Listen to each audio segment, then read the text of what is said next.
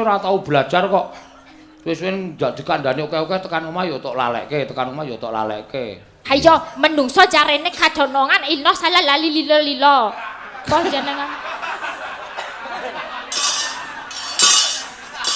Menungso kedunungan ino lali salah apes lan mati kok lilo-lilo dengkulmu mlocot. rareti ya? Ora dong ya ora samuni. Ya mung nyontoh kok biasane ngrungokke ben dina ben bengi. Ah iya. Ya kuwi iso tok gawe kaya ngono menungso kedunungan ino. Kadonongan apa baleni? Ino Apa, salah lali. Lali apes. Ino lali salah apes lan mati. Oh, ino salah lali apes mati yo. Apes ora apes. Apes mati. Apes, Aku ki wis kepirangan bola-bali lho kowe sak. Lah iya. Tak jak blonjo ning Jakarta kono ning mall. Wong aku ki ming liwat anu lho nok patung dinehi kathok jero karo BH. Iya. Aku ki mlaku alon-alon ki digetak. Delok cawen. Setan ya aku. Seneng ya, Pak. Seneng apa? Aku tok getak aku dadi isin e. Mbok rasamu ning ngono kuwi. Kan ekspresi kuwi natural.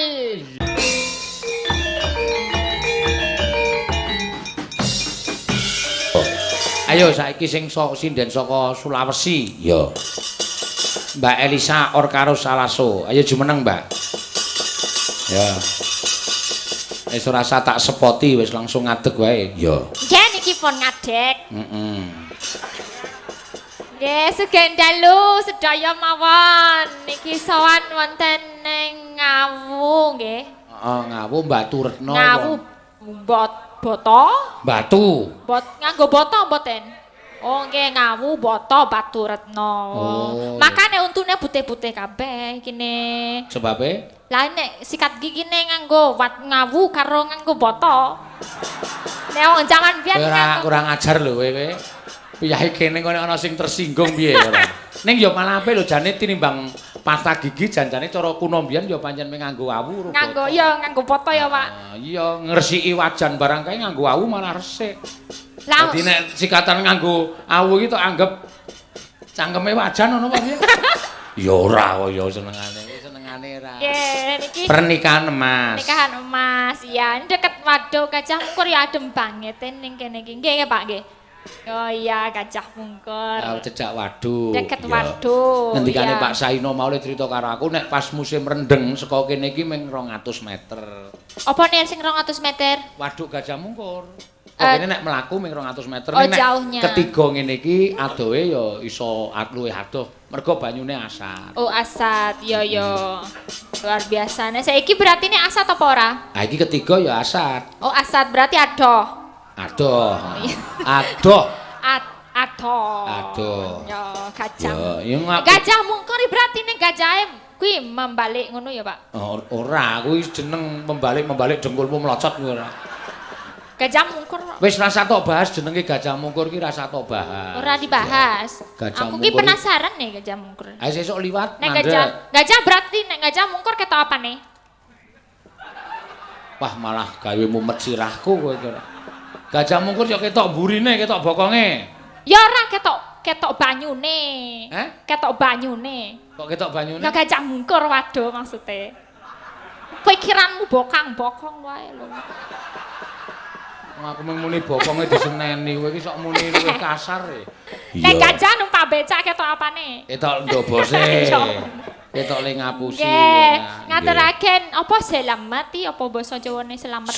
Wilujeng, sugeng ya kena, wilujeng ya kena. Selamat nderek mangayu bagya. Nah, nderek ora ndek. Nek nderek ki mobil kae diderek. Derek manom. Derek mangayu bagya. Iya. Kale Bapak Saino. Saino. Lazarus Saino. Heeh, terus karo Ibu Kale Bu Maria, Teresia Mariem. Mariem Wati. Mariem tok ya? Mariem tok ora tambahi Wati kok. Iya. Mariem Wati ora. Mbiyen Bu Mariem ki nek nesu nyemelangi lho. Kenapa nyemelangi? Aku nek nganti Bu Mariem nesu, wow dipenerke nang kowe disumet jeleng. Kena kowe ambyar. Apa nek kuine? Meriem. anake Maryam. Maryam bom maksudnya. Ah iya. Ora ya iki Mbak Maryam iki bakul gethuk. Heeh. Dubom. Bakul gethuk ning pasar. Ning pasar nongko apa nih? Oh. Pasar napa, Pak? Nongko. Hah? Pasar Batu. Pasar Batu. Pasar Batu. Bu Maryam berarti nek ketemune karo Pak Saino ning pasar mergo tuku gethuk. Yam tuku gethuk ke ngono ya. Wah, sweet. Sweet apa? Ayo roman kere, Pak. Roman apa? Roman kere. Lah ya ngono kuwi nek wong so sweet ngono kuwi roman kere saka tuku gethuk. Saiki iso 50 taun. Iya. Nek wiyaga karo sinden ya mergo ning bis pamane to. Cekel-cekelan tangan. Dadi roman kere. Roman kere ya. Iya. Kuwi cek kaya ngono kuwi mah berprestasi kuwi ne. Malah nyatane perkawinane langgeng ya. Langgeng, luar biasa. Pak Saino mlaku ning pasar kesel terus Bu Maryam lagi ngolak-alik gedhuke tumbas gedhuke Bu dadi lan katresnane nganti iso 50 taun. Nah kuwi adiling Gusti kuwi. Elok ya, Pak. Iya. Ya aku ya. kok ora rabi-rabi. Durung ketemu karo jodhone. Aku Jajal, sabar ya, Pak. Jajal, kowe sesuk rasane ndene dodol gethuk. Oh ngono, Pak. Ambok menawa entuk jodohmu. Ya bener. Lah nek nyinden aku lek ketemu jodohku kapan? Nah. Saiki nek bengi wayangan, esuk turu wayangan meneh. Lah ketemu jodohne kapan? Ya, Pak. Golek kok. Berarti ini aku rasa nyinden ya, Pak. Rasa nyinden tur upama kowe entuk bojo ki paling bojomu ki mati meruput. Kok mati meruput? Gagas suaramu le kaya ngono kuwi wis bojomu ki bludrek terus darah tinggi terus modar. Masa ayune kaya ngene masa. Nek tangi esuke gedangi, Pak. Aku gawe geteh. Bisa modar bojomu pisan. Kudu sing alus ya, Pak. Kudu sing alus. Mulai tak ajari to kowe. Selama kowe ning Jogja rak selalu tak didik. Saya alus. Oh iya. Nderek mangayu bagya. Nderek mangayu bagya. Ayo tirokke. Nderek. Sing persis suaraku. Derek. Mangayu bagya. Mangayu bagya. Kagem.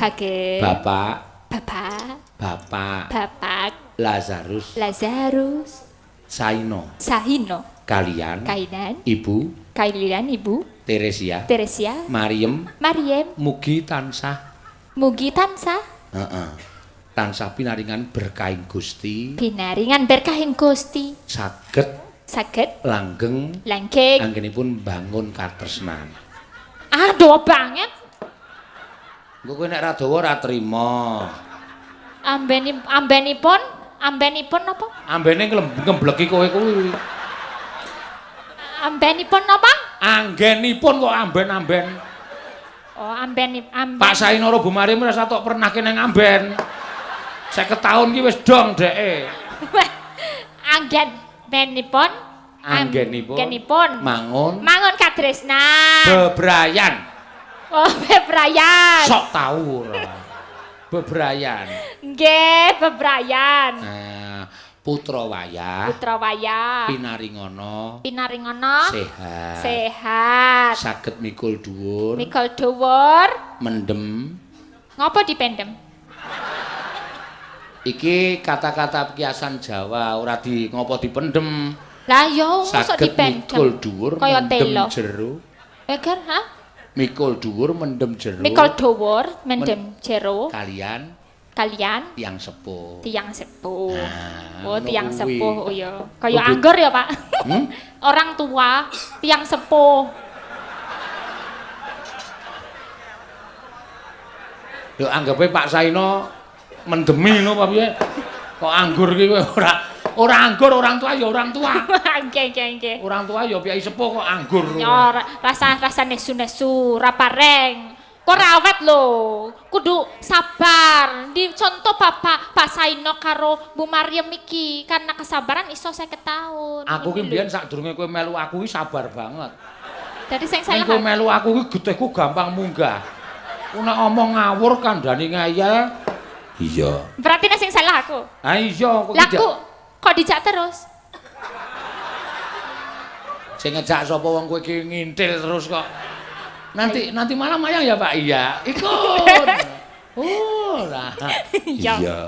Ya ora apa-apa. Ya semoga dapat teman terus ya langgeng sampai akhir hayatnya selalu bersama. Moh aku basa Jawa. Angel lho, Pak. Belajar. Kowe iki wis ngisen-isenke aku bola-bali ora. Iya, cah iki radong lho.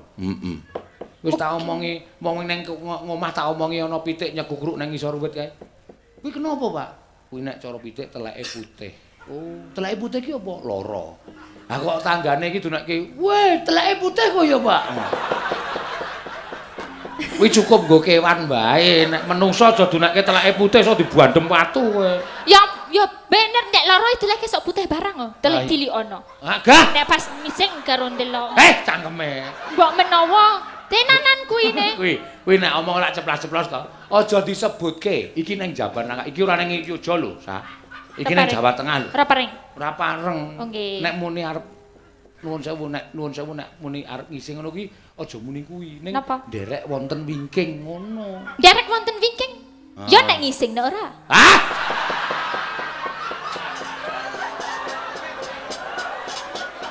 Wis cilaka. Durung tentu ngising nek. Iya. Ora to balan-baleni ya wawan jan tak kepruk modar kowe. Pamane golek kanca, golek mangan ning dapur ya ning wingking. Heeh. Ra mesti ngising to. Ning basane Jawa ki nang kono kuwi. Ha ya ning mburi wingking mburi. Heeh. Coba kowe sekali-sekali sesuk nek bubar rasah bali sik, kowe bali awan terus mlaku-mlaku ning desa ngono nek ketemu ibu-ibu bapak-bapak, "Pak, nderek ngising ora kepruk watu ndasmu." Mosok dikeprok ndase. Nderek wonten wingking. Tata kramane Jawa ki ngono kuwi. Oh, artine kuwi ngising nderek wonten wingking. Heeh. Ah, mah bulan. Nek adus ya tetep wingking. Iya. Oh ya. Oke. Wingking ki artinya neng kono kuwi wingking ki dalam arti kamar mandi. Oh, kamar mandi ki wingking. Ah. Oh, ya. Engko ora mesti takon, nek kamar mandi ning ngarep. Wah. Pecah ndasku suwe-suwe. Lah ya ora mesti ning mburi ya soalnya nek. Nah, iya. Iya. Nggih, kesenang. Ini tadi juga udah ada Misa. Romo juga masih lenggah ya kayaknya ya. Romo ya. dari Papua. Dari Papua, oh, dari lingkungan sini juga ada. Lingkungan Batu Retno nggih. Nggih, lingkungane kene. Iya. Paroki Batu Retno. Kuwi sak aliran karo kowe ya ta. Sak aliran nggih. Iya, memang bener kok ya. Nggih, niki ngaturaken napa? Apa? Kowe arep nembang apa ngaturke? Arep suaramu kagok nek nembang pancen pinter. Ning gumun kuwi lho. Kok stelane cangkem ki piye to ya? Kok stelane? Oh, setelan cangkem. Lah wong nek nembang ki apik kok ngangger omong kok ajak-ajak kae. Iya, rareti ngene iki gawane nek salah ya di ngapura ngono wae lah. Ah nek suwe-suwe ya ora ngapura, kowe suwe-suwe ora tau belajar kok. Suwe-suwe ndak dikandani oke-oke tekan omah ya tok lalekke, tekan omah ya tok lalekke. Hayo menungso jarene kadonongan ino salah lali lilo-lilo. Kok jenengan Menungso kedunungan ino lali salah apes lan mati kok lilo-lilo dengkulmu mlocot. rareti ya. Ora dong ya ora samuni. Ya mung nyonto kok biasane ngrungokke ben dina ben bengi. Ah iya. Ya kuwi iso tok gawe kaya ngono menungso kedunungan ino. Kadonongan apa baleni? Ino salah mali lali. Lali apes. Ino lali salah apes lan mati. Oh, ino salah lali apes mati yo. Apes ora apes. Apes mati. Apes, Aku ki kepirangan bola-bali lho kowe sana. Lah iya. Tak jak blonjo ning Jakarta kono ning mall. Wong aku ki ming liwat anu lho nok patung dinehi kathok jero karo BH. Iya. Aku ki mlaku alon-alon ki digetak. Delok cawen. Setan ya aku. Seneng ya, Pak. Seneng apa? Aku tok getak aku dadi isin e. Mbok rasamu ning ngono kuwi. Kan ekspresi kuwi natural. Iya. Ya ora apa-apa. Yo dibawani Mbak Elisa. Napa nggih niki? Lagune apa? Anu pelok wae, pelok Pangkur Semarangan sampean iki Jos. Yo. Yo. Mingkar mingkurengo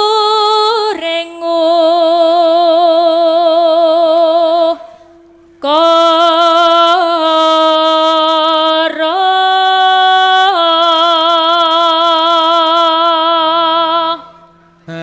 agarono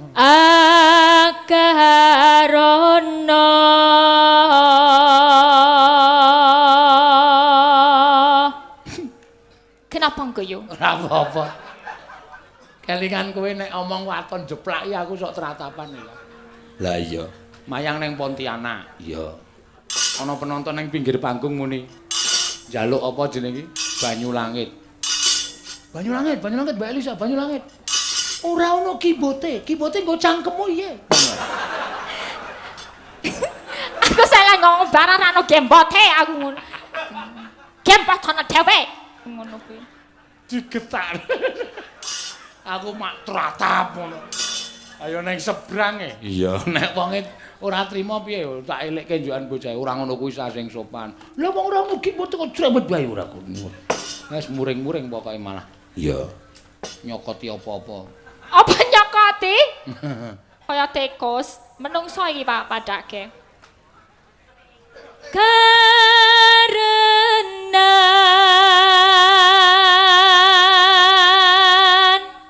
Marti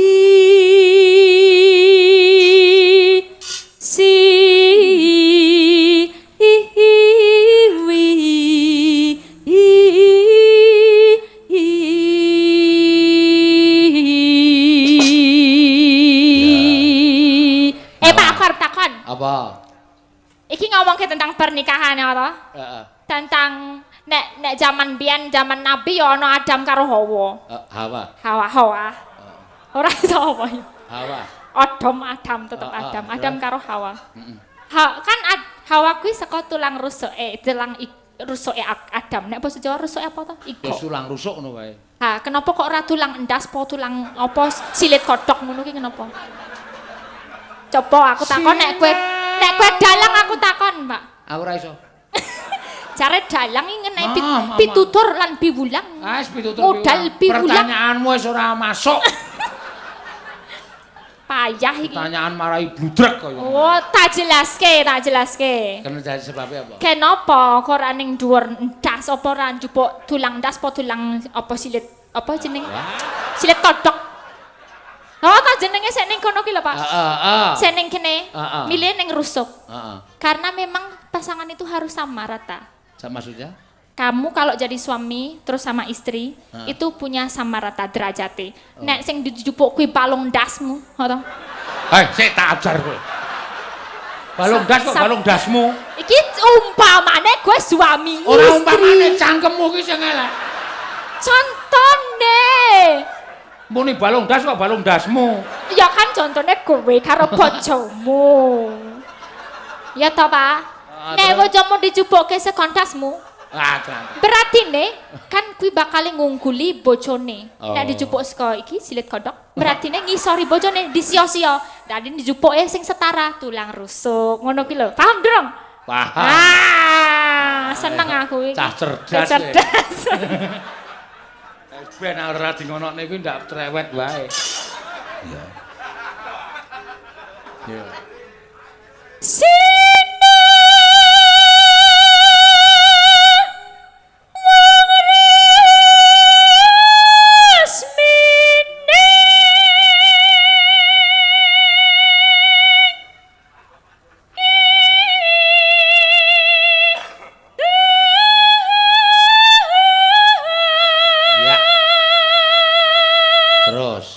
Terus.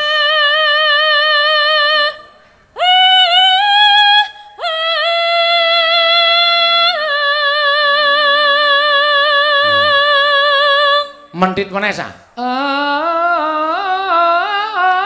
Ayo, kaya kowe nek neng Sulawesi kae lho. Apa? Ame nganggo kathok antok terus. Wah, semi. Telo iki. Asem ya. Misuh kok ora mantep. Asem. Ngono ya diajarine. Asem mi kowe iki. Telo pancen. Heeh. Yo.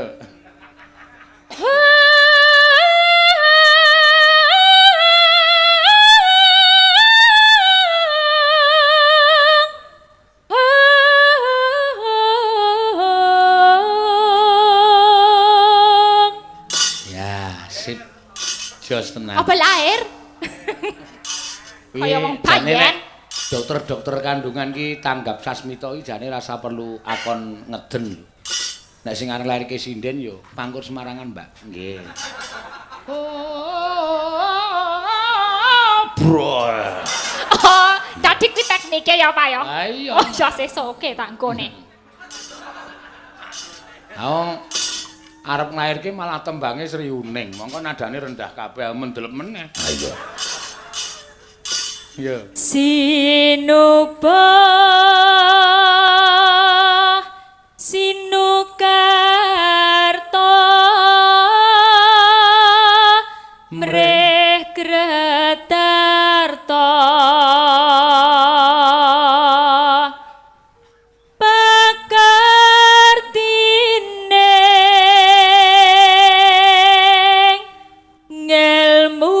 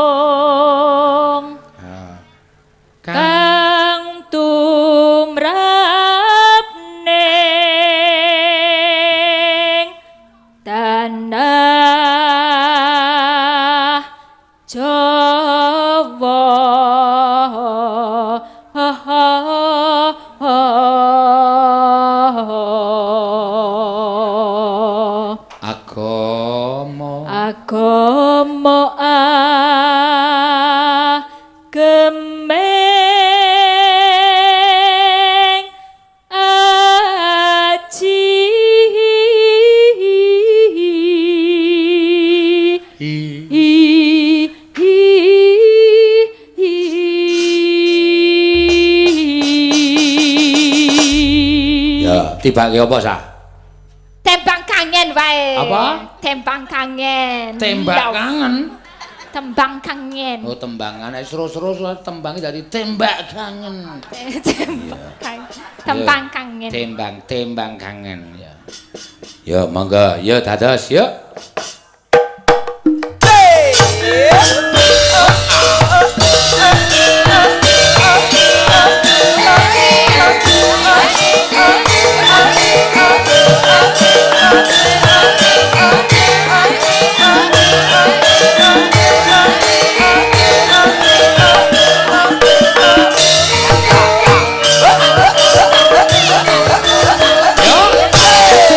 Bengi